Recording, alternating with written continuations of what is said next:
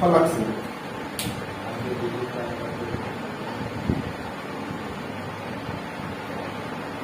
चुंबकीय फ्लक्स। चुंबकीय फ्लक्स आप चैप्टर 1 में पढ़े हैं, विद्युतीय फ्लक्स। विद्युतीय फ्लक्स हम फिर बोलेंगे, जो नहीं चैप्टर 1 पढ़े हैं, चैप्टर 2 छूटा हुआ है या चैप्टर 3 का कोई कुछ छूटा हुआ है, चैप्टर 4 का छूटा हुआ है, चैप्टर 5 का छूटा हुआ है, चैप्टर 6 का छूटा हुआ है, सब वीडियो यूट्यूब पर पड़ा हुआ प्ले लिस्ट में जाइए, वहां से सारा वीडियो स्टोर कीजिए और एक वीडियो 2x का स्पीड कीजिए, 2x का स्पीड कीजिए और पूरा वीडियो को आप जो है देख लीजिए, ठीक है। और आपके पास नोट्स अवेलेबल तो है ही है, सिर्फ सुन लीजिए, है ना, क्या क्या उसमें बता रहा है, बस हो गया। आगे बढ़ते हैं। चुंबकीय फ्लक्स। चुंबकीय फ्लक्स किसे कहते हैं, बड़ा ही बेहतर है।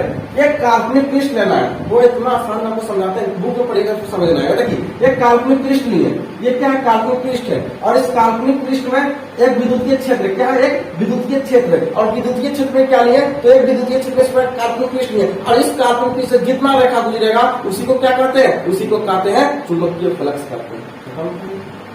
हो गया, समझ आ गया।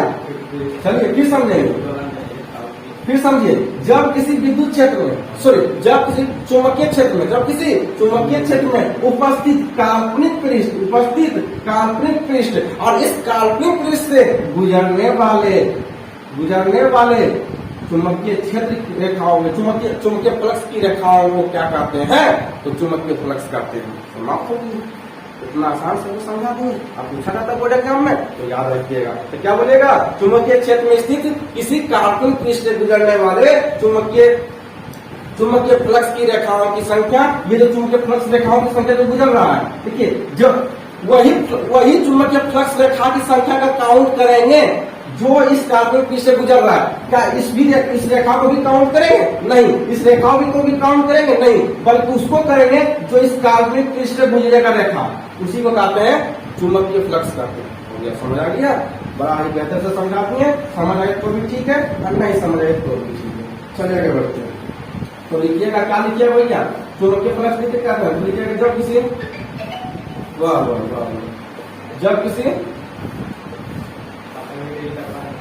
जब किसी चुंबकीय क्षेत्र में स्थित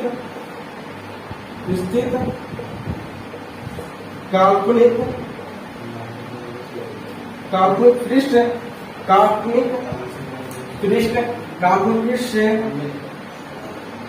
पृष्ठ से गुजरने वाली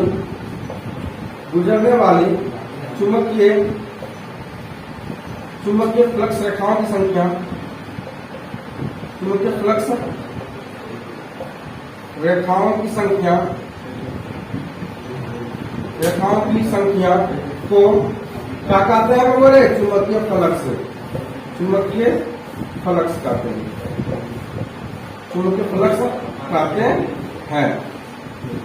आप अपनी सुविधा के लिए क्या कीजिए, तो साइड में फिगर बना लीजिए, साइड में फिगर इस प्रकार से बना लीजिए, इस प्रकार से फिगर जो है ड्रॉ कर लीजिए। ये क्या है, ये काल्पनिक, ये चुंबकीय क्षेत्र है, ये क्या आपका क्या है, चुंबकीय क्षेत्र, ये चुंबकीय क्षेत्र है, और ये वो क्या है, ये काल्पनिक पृष्ठ है, काल्पनिक पृष्ठ है, और इससे देखिए इस प्रकार से चुंबकीय फ्लक्स की रेखाओं को गुजारिए इस प्रकार से।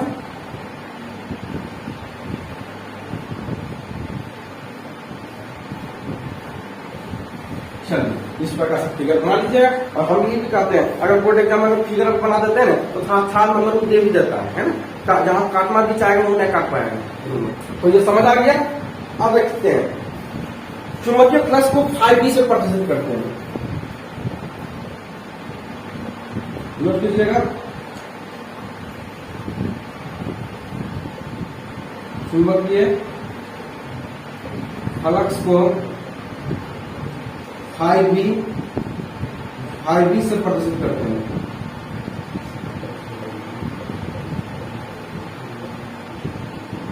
आगे समझ में। और ये क्या होता है, यह अदिश राशि होता है, यह अदिश राशि होता है, ये अदिश राशि होता है।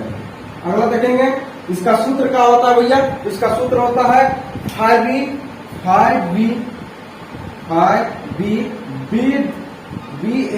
cos theta. चलिए, कहीं समझने में दिक्कत है, कहीं दुख है, दर्द है, परेशानी है, जिला है, सिरवा है, शिकायत है, लिखिए, नहीं तो आगे बढ़ेंगे। चलिए आगे बढ़ते हैं। इसका मात्रक क्या होता है? तो मात्रक की साइड में क्या लिख लेंगे? मात्रक क्या होता है भैया? तो मात्रक होता है क्या? चुंबकीय फलक, चुंबकीय वेबर का क्या होता है? वेबर से याद हमें वेबर का हो गया। आगे बढ़ते हैं। सीजीएस पद्धति में मात्रक क्या होता है? सीजीएस पद्धति में मात्रक तो सीजीएस पद्धति में मात्रक क्या होता है? मैक्सवेल। क्या होता है? मैक्सवेल के नाम सुने हैं? क्लास 10 में पढ़े होंगे मैक्सवेल का नियम, है ना? चैप्टर नंबर 7 में शायद पढ़े होंगे फिजिक्स में, मैक्सवेल। चलिए मैक्सवेल, आगे बढ़ते हैं। अब चलेंगे अंतिम टॉपिक की ओर चलेंगे, बस अब चैप्टर समाप्त हो जाएगा। चलिए अब पढ़ेंगे भंवर धारा, है ना? अब पढ़ेंगे भंवर धारा। बहुत ही वीआईपी है वो, आप याद रखना है, इस चैप्टर का बड़ा एक वीआईपी है। तो पढ़ेंगे भंवर धारा।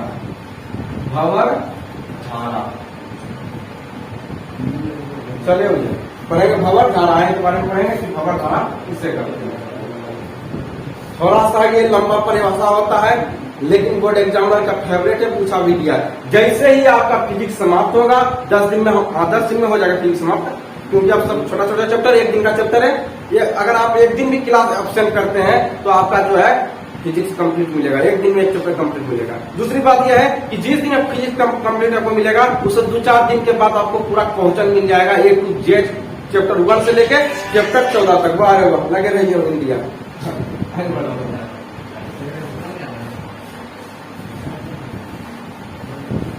कितना है? चलिए आगे बढ़ते हैं। अब पढ़ते हैं भंवर धारा। भंवर धारा किसे कहते हैं? इसे पढ़ने के पहले थोड़ा सा इसमें एक कवर कर देते हैं।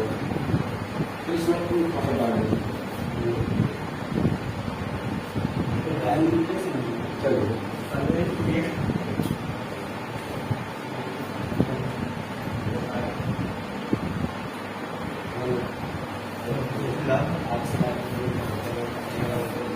चलिए थोड़ा सा लिंक डाल लेते हैं ताकि भैया आपको भंवर धारा पढ़ने से बता सकें।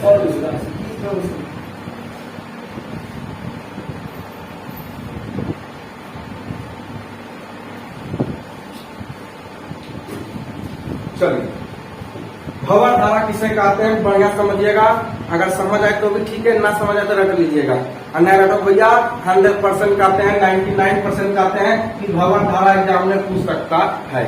ठीक है, चलिए इस साल के एग्जाम में है 2026 में, 2027 में याद रखिएगा, इसको याद रखिए। चलिए पढ़ते हैं। नीचे जब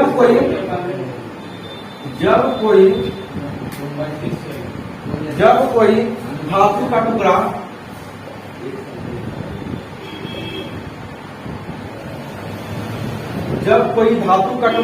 किसी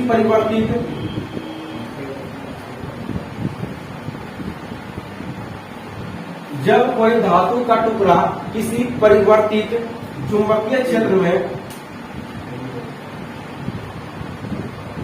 चुंबकीय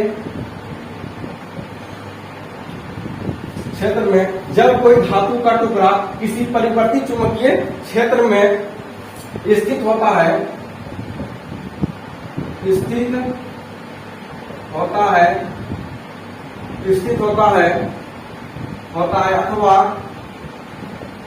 अथवा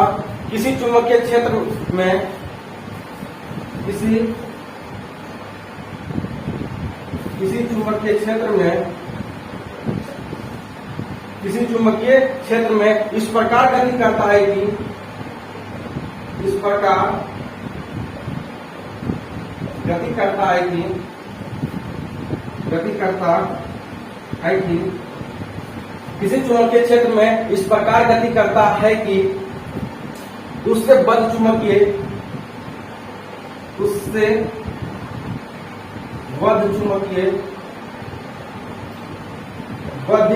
चुंबकीय फ्लक्स में परिवर्तन, फ्लक्स में परिवर्तन, फ्लक्स में परिवर्तन हो तो धातु, टेंशन ना लीजिएगा कि इतना बार परिभाषा जा रहा है, समझ आएगा तो ये भी हल्का हो जाएगा। ठीक है, हम चाहते नहीं करवा तो ये करा रहा है, अंशकाल पूछा जा रहा है प्रश्न को, इसलिए ध्यान रखिएगा। ठीक है, आगे बढ़ते हैं। परिवर्तित हो तो धातु के संपूर्ण आयतन में, धातु के संपूर्ण आयतन में, संपूर्ण आयतन में प्रेरित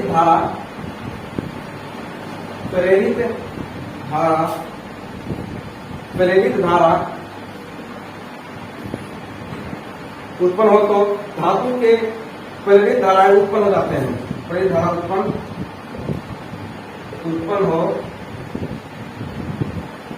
हो जाता है, जो कि धातु के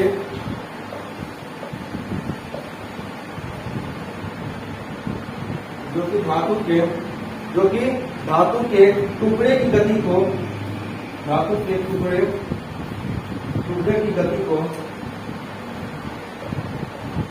की गति का विरोध करती है,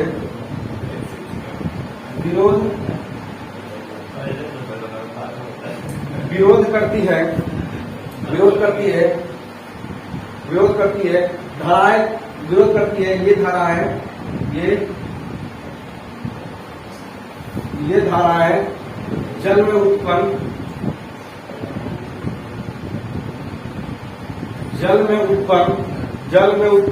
भंवर धाराएं,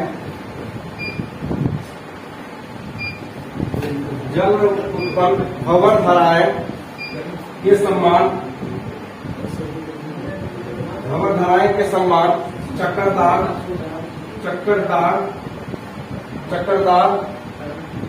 होती है, अतः इन धारा को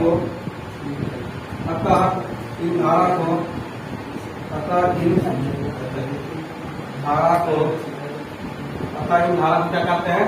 भंवर धारा कहते हैं, भंवर धारा कहते हैं,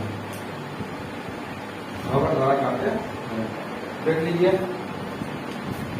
क्या है डेफिनेशन इसकी, बढ़िया से समझिएगा, समझ आ जाए तो भी ठीक है, और ना समझ आए तो रट लीजिएगा, ना समझ आए दूसरा विकल्प का है रट लीजिएगा, बेहतर रहेगा। नहीं तो होगा छोड़ के जाओगे, 2 नंबर पूछेगा, 4-5 नंबर जरूर पूछेगा। फिर सुनिएगा, भंवर धारा ये कितना नंबर प्रश्न पूछेगा ये एग्जामिनर जानता है, ये किसी और को पता नहीं। हो सके इसमें एक प्रश्न और ऐड कर दे, 5 नंबर पूछ दे, नहीं पूछेगा खाली भंवर धारा पूछेगा 2 नंबर पूछेगा, है ना। अगर सिर्फ भंवर धारा पूछेगा तो सिर्फ 2 नंबर में, हालांकि आपके साथ 2 नंबर पूछा है, हाँ 2 नंबर, समझिएगा क्या है भंवर धारा किसे कहते हैं? जब कोई धातु का एक टुकड़ा, क्या लेना है? धातु का एक टुकड़ा, जब कोई धातु का टुकड़ा किसी परिवर्तित चुंबकीय क्षेत्र में, क्या चीज में? तो परिवर्तित चुंबकीय क्षेत्र में, जब किसी धातु का टुकड़ा किसी परिवर्तित चुंबकीय क्षेत्र में स्थित होता है, कहाँ स्थित होता है? स्थित होता है, किसमें स्थित होता है? जो धातु का टुकड़ा आप लिए कहाँ स्थित होता है? तो किसी परिवर्तित चुंबकीय क्षेत्र में वह स्थित होता है, अथवा किसी चुंबकीय क्षेत्र में इस प्रकार गति करता है कि उससे बद्ध चुंबकीय फ्लक्स में परिवर्तन हो तो धातु के संपूर्ण आयतन में प्रेरित धारा उत्पन्न हो जाता है, जो कि धातु के टुकड़े की गति का विरोध करती है। ये धाराएं जल में उत्पन्न भंवर धाराएं के समान चक्करदार होती है, अतः इसे भंवर धारा कहते हैं। फिर समझिएगा, सीधी सी बात कर रहा है कि जब किसी धातु का एक टुकड़ा को लेते हैं और उस धातु के टुकड़े को जब हम चुंबकीय क्षेत्र में लाते हैं तो वह इस प्रकार गति करता है कि वो धातु के टुकड़े की गति का विरोध करती है, जिससे हम भंवर धाराएं कहते हैं। अब चाहिए इसको शॉर्ट करके भी लिख सकते हैं, लिखिएगा कि जब कोई धातु का टुकड़ा किसी परिवर्तित चुंबकीय क्षेत्र में रखते हैं या चुंबकीय क्षेत्र में रखते हैं तो क्या होता है, तो उसके बद्ध चुंबकीय फ्लक्स में क्या होता है, परिवर्तन होता है और वह इस प्रकार गति करता है कि उस धातु के टुकड़े का ये विरोध करती है। उसी को भंवर धाराएं कहते हैं। एक दो बार पढ़िएगा तो आपको याद हो जाएगा। ठीक है, हाँ ठीक आया समझ में, कोई दिक्कत बताइए नहीं। चलिए, तो यहाँ पे एक दो बार इसको पढ़िएगा तो ये आपको समझ आएगा। वो और नए कुछ है तो उसको याद ही करना पड़ेगा। तो फिर एक बार समझ लीजिए कि जब कोई धातु का टुकड़ा किसी परिवर्तित चुंबकीय क्षेत्र में स्थित होता है अथवा किसी चुंबकीय क्षेत्र में इस प्रकार गति करता है कि उससे बड़े चुंबकीय फ्लक्स में परिवर्तन होता है तो धारा उत्पन्न हो जाता है, जो कि धातु के टुकड़े की गति का विरोध करती है। यह धाराएं जल में उत्पन्न भंवर धाराएं के समान चक्रदार होती है, अतः इसे क्या कहते हैं, भंवर धाराएं कहते हैं। एक दो बार इसको पढ़िएगा तो आपको खुद ब खुद याद हो जाएगा। लीजिए मानिए इसका जो है अगर इतना भटका है तो समझ आया तो ठीक है, नहीं समझ की तो अलग ही बात है। लीजिए इसको आगे बढ़ेगा क्यों। चैप्टर 7 स्टार्ट करेंगे, चैप्टर 7 स्टार्ट करेंगे। इसके बाद ये चैप्टर आपका अंत हो गया। स्टार्ट करेंगे लेकिन 10 को कार खींचेंगे आप लीजिए सर। हो गया, बहुत देरी से कवर करता है ना, महंगा मोबाइल में यही होता है। जल्दी कीजिए, आगे बढ़ेंगे। हो गया, चलिए फोटो लेते हैं, क्लिक किए हैं तो उसको भेज देना तुरंत, है ना, इन्हें बोर्ड लगवाना है पावर। चलिए स्टार्ट करते हैं।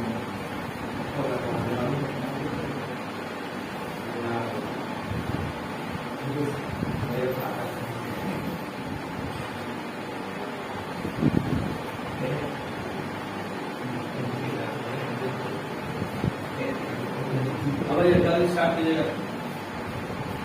हिंदी पढ़ाएगा। चलिए चैप्टर 7 का ही एक डेरिवेशन कर लेते हैं, आगे बढ़ेंगे।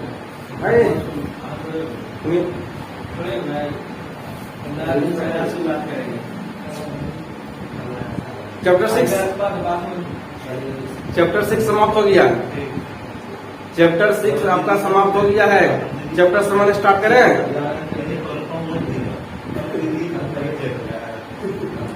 क्या बोल